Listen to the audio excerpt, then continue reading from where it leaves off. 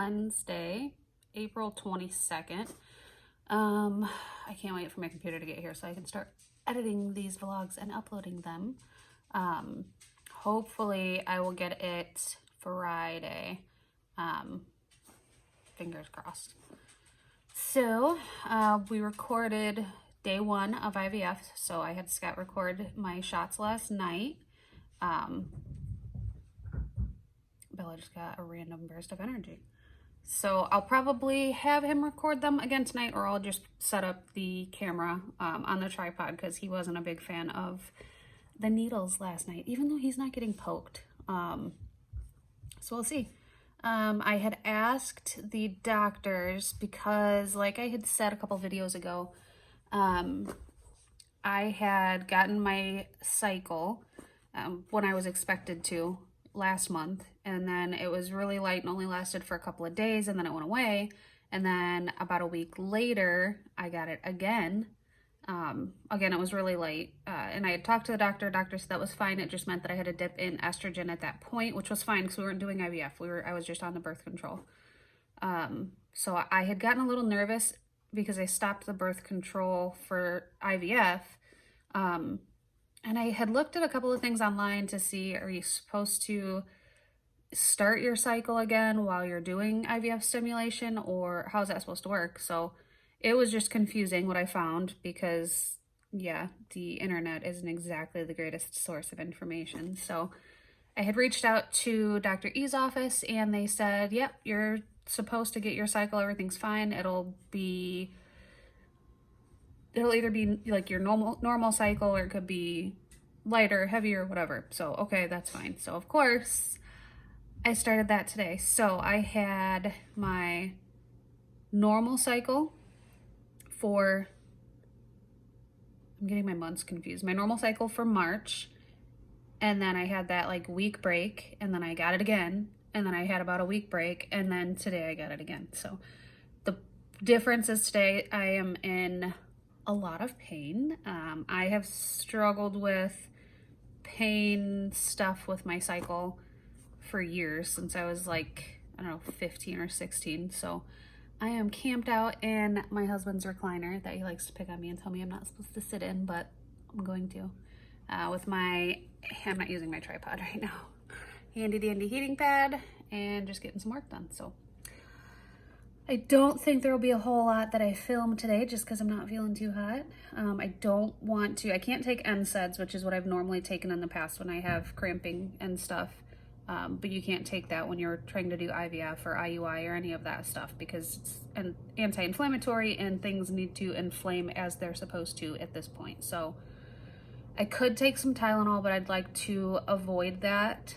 And save it just for when I absolutely have to take something. I get really bad headaches, so I'm gonna try and avoid taking even the Tylenol until like my head is really bothering me, or I just have to and I don't really have any other choice, because I'd prefer not to add anything extra. I take a lot of prescriptions, and I've actually cut, my arm is getting tired. I should have grabbed my tripod, but it's like 4 feet away from me and I don't want to get away from the heating pad. I take lots of different meds for different things. So I was on 2 different meds for little mini seizures. It's hard to explain, nothing serious, just something weird that my eyes and brain would do. I was on those meds and it helped with headaches too for a while, and one of them was called amitriptyline. That's the one that I stayed on. I got off the other one, Topamax, back when, pop socket. Oh, my arm is sore. I got off the Topamax when we first started seeing Dr. B with the IUI stuff, and that one didn't bother me. I didn't have any kind of like, my body didn't really have to adjust to coming off of that too much, but the amitriptyline, my neurologist had prescribed, and I've been taking it for a couple of years now, and that we started out, I think I started at like 25 milligrams and then go back in to be checked out and get like a checkup, and he kept upping and upping and upping the dose. So I was at 100 milligrams of that just recently. And Dr. E, when I had my meeting with her on the computer, she had asked, is there a way for me to come off of that medication? And I said, yeah, I was just going to take some kind of weaning down, because that one if you just stop taking it, like for me, if I missed 2 days of it, if I forgot to take it like Friday night and then I forgot to take it again Saturday night, on Sunday I would wake up feeling queasy and just dizzy and kind of just off and out of it. So I weaned myself down. I am now taking 25 milligrams of that for a few more days, and then I'm just gonna stop taking it altogether. So I've been trying not to take anything I don't absolutely have to take. So I still have to take meds for my stomach. And then vitamins, like I'm taking the prenatal, I'm on a vitamin D supplement because one of my stomach meds depletes you of vitamin D. All a bunch of stuff that I'm sure none of you care to hear me babble on about.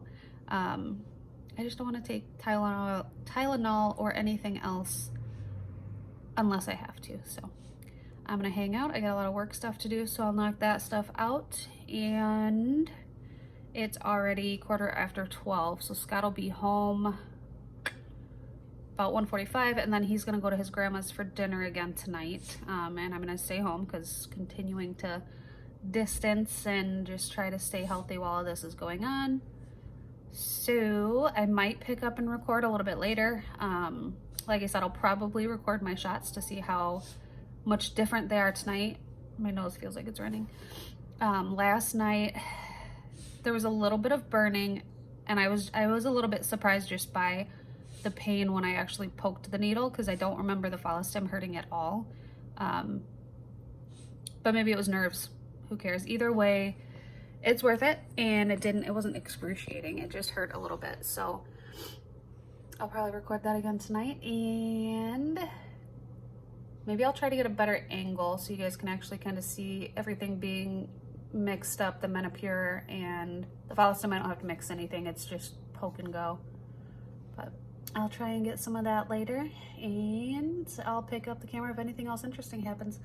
But let's be real, I'm on day 785 of self-isolation, and nothing interesting ever happens. Ever. So I'll catch up with you guys here in a little while.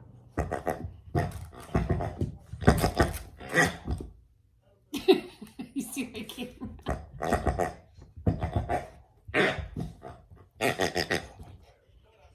It's my phone. It's okay, look.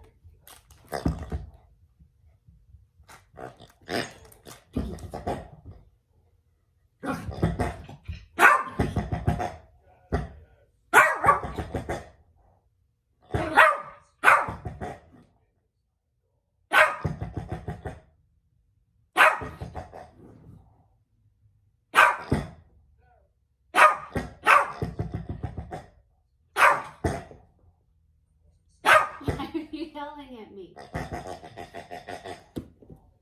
Oh.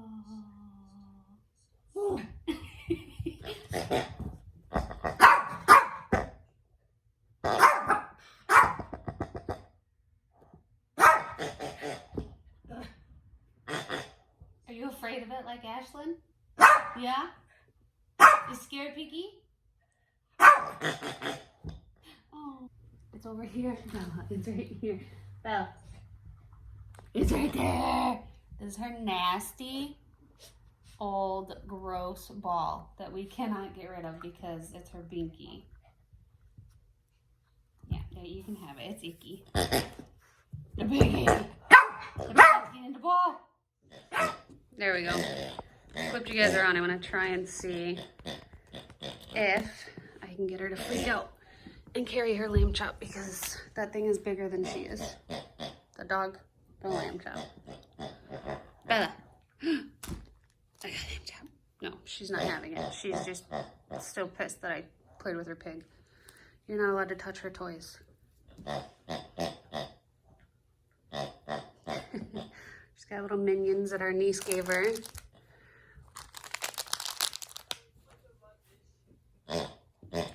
We call these babies. They're tiny, and she'll carry them. She hasn't done it in a little while, but she'll carry them in her mouth everywhere she goes, and like take them to bed with her and snuggle them. That's been a baby. That's been a baby. All of the lamb chops have been babies. They're her favorites. That's been the one that she follows me around and squeaks while I'm trying to film. She's trying to kill it. One of these days I'll get it on camera playing with one of those pigs like that with Ashlyn, my little, like 1.5-year-old niece. She's more used to him now, but she acts like she's terrified of him. So she does this thing. I'm gonna flip you guys back around. She does this thing when you squeeze the pig, where she'll go, and she'll back up really far. She's funny. I miss her. I miss the girl so much. Maddie will FaceTime me still, but Ashlyn's like 1.5, so she can't FaceTime me. She can, but even if I call her mom and try and talk to her, she smiles at me and she gets a little giggly and silly, but then she just turns into craziness all over again like usual. Scott's at his grandma's having dinner, bringing some back to me. Pig's not dead yet. He said they're either going to be having fettuccine alfredo, which has always been one of my favorites that she makes, or her chili, which is my favorite thing that she makes. So I'm hoping that's what she made, but either way, he's going to bring something for me. And then we'll do my shot. Right now it's 5:19, so I've still got at least an hour before I have to jab myself. So.